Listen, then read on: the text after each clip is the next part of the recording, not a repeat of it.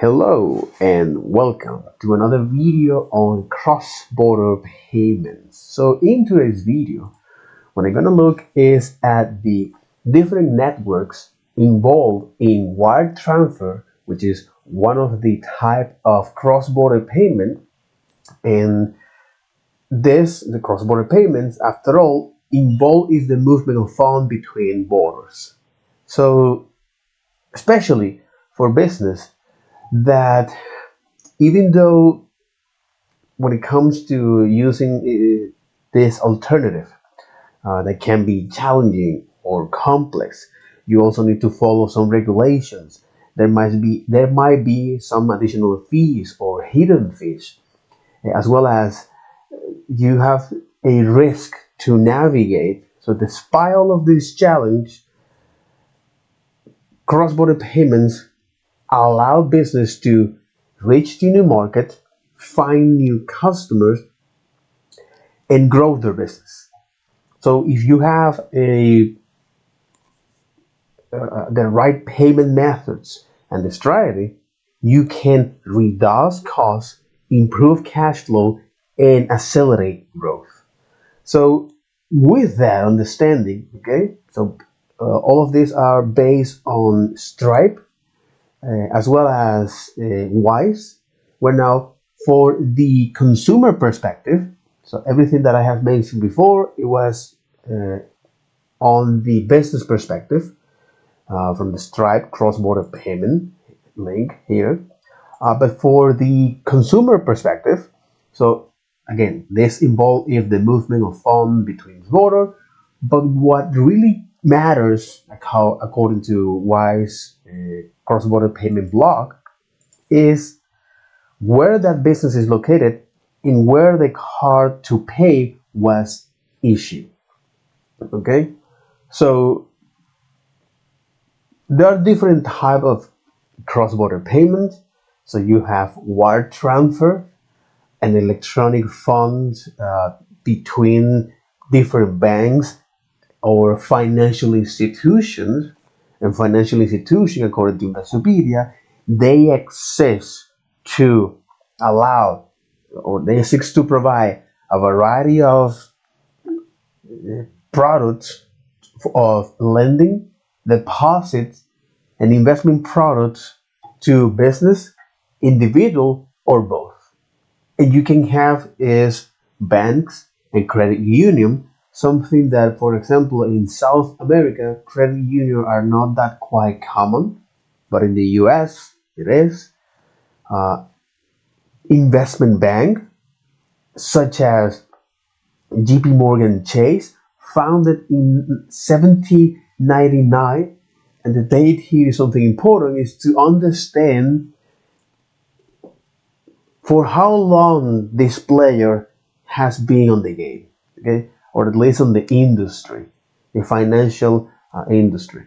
So JP Morgan Chase, founded in 1799, Goldman Sachs founded in 1896, Morgan Stanley in 1935, Citigroup in 1853, Bank of America, or its predecessor, of around 1784, Credit Suisse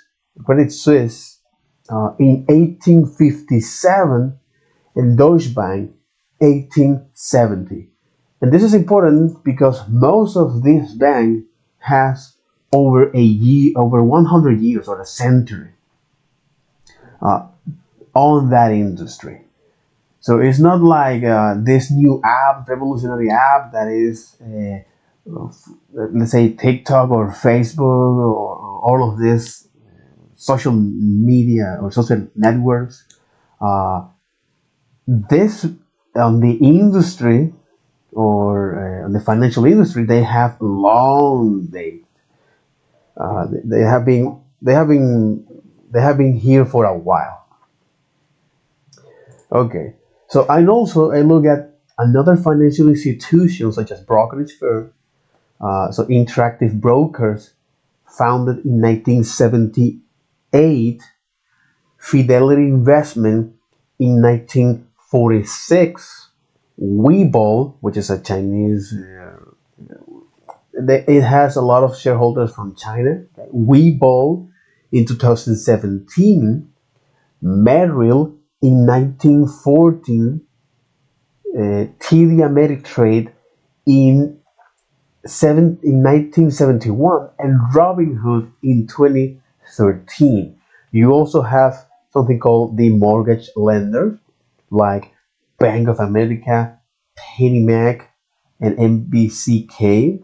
Okay, but the whole point of this is to remember that the vast majority of these companies on the financial sector has at least roughly 100 years. Jesus. All right. Uh, JP Morgan Chase, Goldman Sachs, Morgan Stanley, Citigroup, Bank of America, Credit Suisse, and Deutsche Bank, okay, investment banks. And when it comes to these brokerage firms, which are most of them are quite recently, so Interactive Brokers, Fidelity Investment, Webull, Merrill, TD Ameritrade, and Robinhood, as well as the mortgage lender. So wire transfer, going back to one of the type of cross-border payments, so wire transfers allow this electronic funds across banks or financial institutions, okay, and they use uh, a and they use various wire networks depending on where they are located. Interesting. Okay, so depending on their geographics, these financial institutions and banks use different wire networks. So one of them is the SWIFT, the Society for Worldwide Interbank Financial Telecommunication. Okay, this is a global messaging. We can think of this as the internet, but exclusively for the financial uh, sectors. All right, and it is over. So it also follows a code that allows to identify banks and their branch, and it is overseen by the G10s. Okay, so in today's video, right now, I'm gonna look is at the ACH, the ACH. Okay, so ACH like this from Investopedia. Okay, so in Investopedia like this. So what is an automatic clearing house? Okay, the automatic clearing house is an electronic fund transfer system run by NACHA. And who the fuck is NACHA? Who the fuck is NACHA? NACHA. NACHA Guevara? No, what? NACHA, okay. By NACHA. The automatic clearing house traces its root back to the late 1960s, but was officially established in the mid 70s. 1970. The payment system provides many types of ACH transactions, such as payroll deposit. It requires a debit or credit from the originator and a credit or debit on the recipient end. Interesting. Interesting. So, unlike the SWIFT, all right, which is used by financial institutions to quickly, securely, and accurately send information such as electronic transfer, okay, or money transfer. Here, this is a payment system, provides many type of ACH. Okay, it's an electronic fund transfer system run by NACHA. The automatic clearing house traces its root back to the late 1960s, but was officially established in the mid 1970s.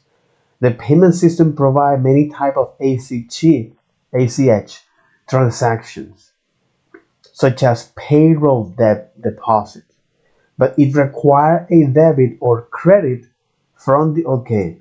It requires a debit or credit, exactly one or another, from the originator and credit or debit on the recipient end. Interesting.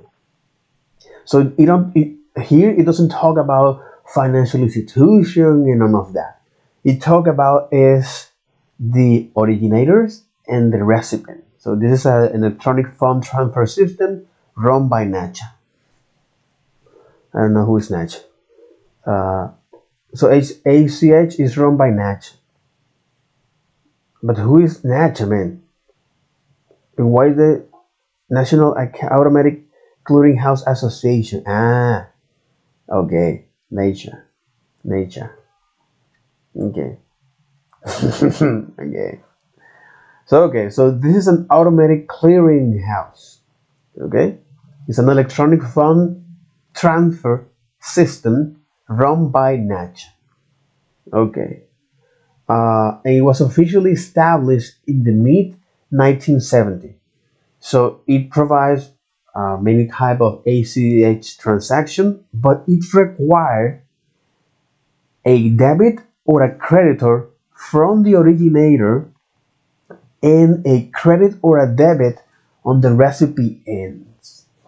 So the automatic clearing house is an electronic fund transfer system that facilitates payment in the US.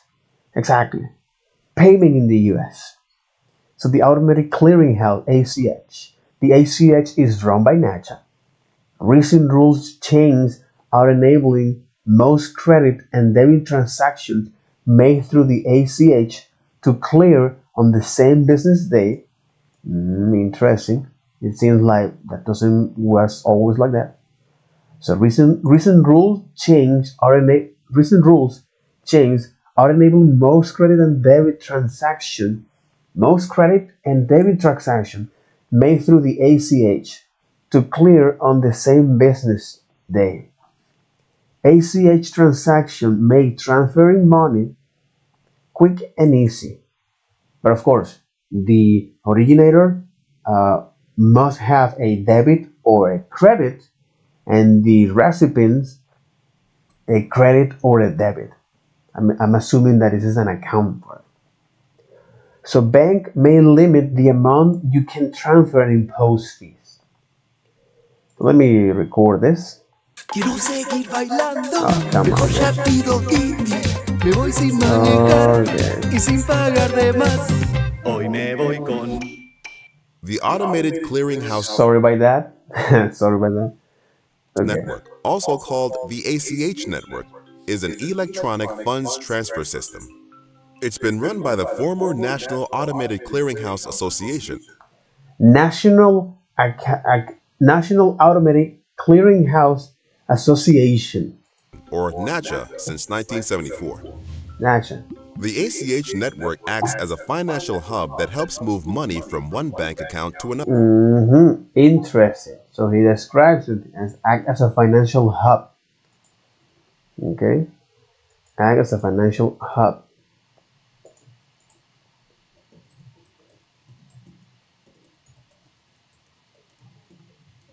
This payment acts as a financial hub that helps move money from one bank account to another. This From one bank account to another. Okay.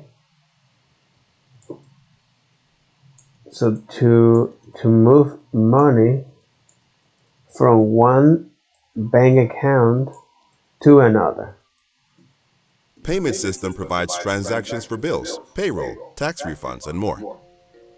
These transactions are made by consumers, the government, and businesses. Here's how it works. First, an originator starts a direct deposit or direct payment transaction using the ACH network. Originators can be individuals or organizations. The transaction can be either a debit or a credit.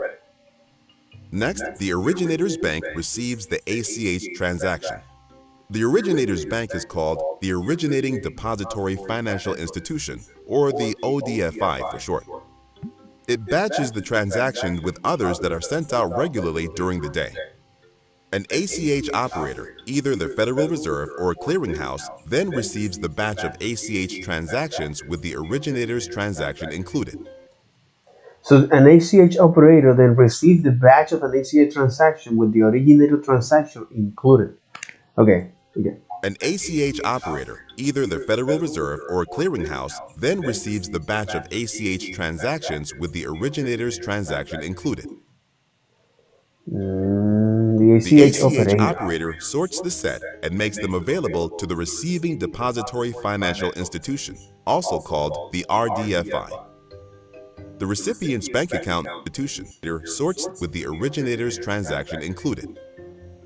The ACH operator sorts the set and makes them available to the receiving depository financial institution, also called the RDFI. The recipient's bank account then receives the transaction, reconciling both accounts and ending the process. Because the ACH network processes financial transactions throughout the day, it makes online transactions fast and easy. NACHA rules state that the average ACH debit transaction needs to settle within 1 business day. The average ACH credit transaction usually settles within 1 to 2 business days. Okay. So there is a lot of pack information here, There's a lot of pack information here. So the ACH, the automatic clearing house, is a network used for electronic fund transfer, ETF, which a specific country. But in this case, it allows financial institutions to process large volume of credit and debit transactions, such as direct deposits, payroll, bill payments, and recurring transfer. So it acts as a financial hub to move money from one bank account to another. Payroll, tax refund account to another. This payment system provides transactions for bills, payroll, tax refunds, and more. These transactions are made by consumers, the Exactly. government, and business. These transactions are made by consumers, the government, tax refunds, and more. These transactions are made by consumers, the government, and businesses. Mm-hmm. So these transactions are made by business, by consumers, government, or business. Here's how it works. First, an originator starts a direct deposit or direct payment transaction using the ACH network. Direct deposit or direct yeah, but wait a Starts a minute. direct deposit or direct payment transaction Direct deposit or direct payment using transaction. the ACH network. Originators can be individuals or organizations. The transaction can be either a debit or a credit. Originators. Is that originator? Next, the originator's bank receives the ACH transaction. The originator's bank is called the Originating Depository Financial Institution, or the ODFI for short. It batches the transaction with others that are sent out regularly during the day. An ACH operator, either the Federal Reserve or clearinghouse, then receives the batch of ACH transactions with the originator's transaction included. The ACH operator sorts the set and makes them available to the receiving depository financial institution, also called the RDFI. The recipient's bank account then receives the transaction, reconciling both accounts and ending the process. Because the ACH network processes Okay. Uh, that'll be all for this video. And about talking about this automatic clearing house, which is an electronic transfer fund system, an EFT, okay, EFT, electronic fund transfer, okay, the EFT in payment, okay, electronic fund transfer, okay, all right. So the EFT, okay, That's right. So automatic clearinghouse is an electronic fund transfer system, EFT, EFT system runs by NACHA, this National Automatic Clearinghouse Association. Okay, and it was officially established in the mid 1970s. So the payment system provides many types of ACH transactions, such as payroll deposit, okay, or to deal large volume of credits and debits, to process large volume of credits and debit.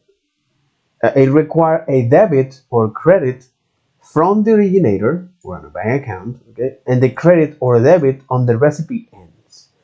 So that'll be all for this video. Take care. Bye bye.